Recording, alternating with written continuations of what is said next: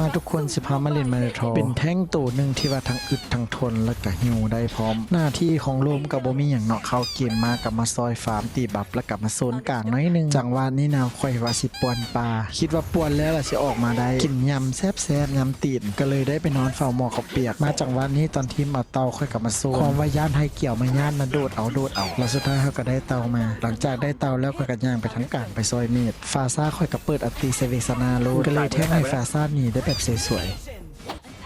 มาจังหวะนี้กับมาโซนให้หนักยิงเห็นฮายาบุสะกระโดดไปใส่บาดหนึ่งค่อยก็เอาตัวไปยืนติดกับฮานาบิไว้ย่านฮายาบุสะซับฮานาบิค่อยพูดนี่กับมั่นย่างแบบล้อตีนขนาดถึกสกิล2ของเวกซนาไปบาดหนึ่งกับเครื่องรอดละเวกซนานี่ก็หิวว่าเจออันตีค่อยลัดหน้าไปอีบาดหนึ่งเฮ็ดจังหวะให้หนักยิงของเฮามาเก็บไปแบบสวยๆมาเบิ่งจังหวะนี้เมดกับเจ้าสิมาเอาบัฟของฟาร์มเฮาใครแต่บ่ได้ก็กระโดดทีบหน้าไปบาดหนึ่งแล้วด้วยความหิวคิวของค่อยก็ตามไปเอาคิดว่าจะฆ่ามันได้ใครแต่ออฟเฮาเป็นงานกันเลยมาเก็บเวกซนาไปได้แล้วค่อยกลับไปเฝ้าหมอขับเปียกอีกครั้งหนึ่งเล่นโลมนะอยากบอกกับทุกๆคนที่เล่นโลมเดี๋ยวพยายามเล่นให้หลายๆเดี๋ยวทุกคนย่างเข้าป่าโซนเฮโมโบแมนซียืนแต่กับนักยิงโยฮันเตาเกิดกับเซิร์นไปโซนแน่คือค่อยเห็นโลมหลายๆคนจักเพื่อนเป็นอย่างกันนักยิงเป็นแฟนกันบอกเลยว่าจังใดยืนเซเลนกับนักยิงโยฮันแหละบอไปซ้ายเตาเกิดกับบอมาโซนเฮ็ดให้จังหวะไฟหลายๆจังหวะนะมันเสียเปรียบย้อนว่าบ่มีแท่งนะเข้ามาฮับดาเมจแทนคือมาเบิ่งจังหวะนี้กับเจ้าจะตีกันอยู่หน้ารอค่อยก็ย่างไปเปิดอันติให้โมโลดบ่มีห่วงสกิลนะเพราะว่าจะสร้างจังหวะให้โมถึงเขาสิตายก็บ่เป็นหยังเฮ็ดให้โมได้จังหวะแล้วก็ได้ค่า